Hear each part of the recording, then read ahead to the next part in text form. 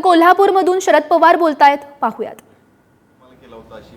त्यांचा फोन आला होता सभापतीला यावरून, पण मी त्यांना सांगितलं पार्लमेंटचं अधिवेशन चालू आहे आणि त्यावेळेला येता येणं शक्य नाही, पण त्यांनी निमंत्रण दिलं होतं ही वस्तुस्थिती.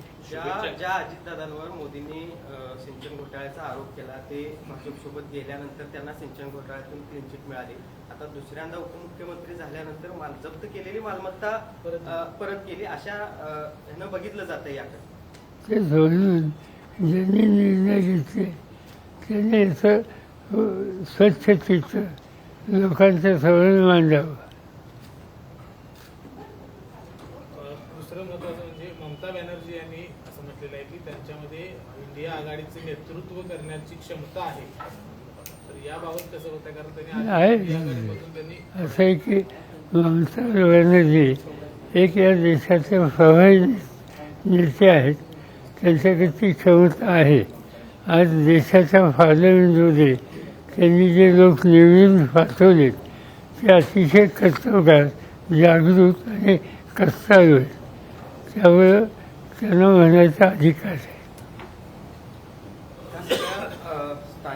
होऊ घातलेल्या स्थानिक स्वराज्य संस्थांच्या निवडणुकीच्या पार्श्वभूमीवर ईव्हीएमच्या संदर्भात जी काही विरोधकांनी आता एक मूठ बांधलेली पाहायला मिळते, कधी साधारण ह्या सगळ्याच्या संदर्भात आंदोलनाला सुरुवात होईल किंवा तशा पद्धतीने काही चर्चा झालेली आहे? अशी काही चर्चा झाली नाही, पण काहीतरी करावं, जनमत या संबंधीचं प्रभावित करावं अशी चर्चा आहे, पण निर्णय नाही. व्हीव्हीपॅटची फेरमत मोजणी करण्याची तुम्ही भूमिका घेतली होती, अनेकांनी त्याच्या संदर्भातले अर्ज सुद्धा केले होते, सकारात्मक प्रतिसाद याला मिळतील का? बघायचं आता अर्ज केलेत, अनेक आमच्या सरकारने अर्ज केलेत, त्याचा निर्णय त्यांना घ्यावाच आहे. जे अर्ज केले जाते त्याला फारसं गांभीर्यानं पाहिलं जात नाही, याच्या पाठीमागचं कारण असं की आत्ता अर्ज केलेत त्याला एक कालावधी असतो, तो कालावधी गेलेला नाही आणि त्यामुळं लगेच भाष्य करणं योग्य नाही. तुमच्या गटाचे जे काही आमदार आहेत ते अजितदादांच्या गटामध्ये जाणार असल्याची चर्चा आता सुरू झाली आहे, तसं खरंच दिसतंय का चित्र? माझ्या माहितीच नाही, पण तुमच्याकडे काही माहिती असली तर मला द्या. राज्यातल्या शासकीय रुग्णालयांमध्ये बनावट औषधांचा पुरवठा केल्यासंदर्भातली माहिती आता समोर आली आहे. बीडमध्ये असेल, ठाणे वगैरे या सगळ्या म्हणजे एक आंतरराष्ट्रीय टोळी यामध्ये सक्रिय असल्याची शक्यता व्यक्त केली. मला माहिती नाही. आज पहिल्या दिवशी आपल्या आमदारांनी शपथ घेतलेली नाही, महाविकास आघाडीच्या आमदारांनी. आपण त्यांना सूचना दिल्या होत्या की त्यांनी असं ठरवलं की आम्ही आज येणार नाही, उद्या मी चालू तिथं जाणार काही लोक आणि उद्या शपथ घेऊ महाविकास आघाडीतून फारकत घेत त्यांनी शपथ सांगितलं ना, त्याचं उत्तर दिलं मी.